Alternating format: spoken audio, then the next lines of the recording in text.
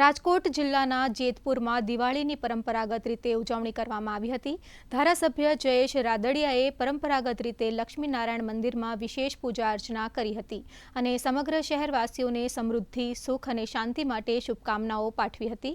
ત્યારબાદ MG road અને સોની બજાર વિસ્તારમાં વેપારીઓ અને નાગરિકો સાથે મુલાકાત કરી હતી, જ્યાં વેપારી વર્ગે ધારાસભ્યનું અભિવાદન કર્યું હતું।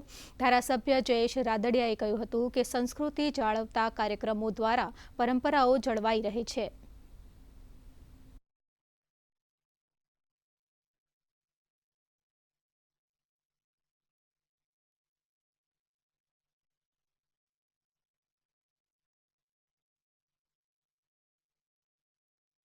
જેતપુર શહેર ખાતે લક્ષ્મીનારાયણ મંદિર જ્યાં વર્ષો જૂની પરંપરા સમગ્ર જેતપુર શહેર અને તાલુકાના લોકો લક્ષ્મીનારાયણ મંદિરે દર્શન કરવા માટે આવતા હોય છે।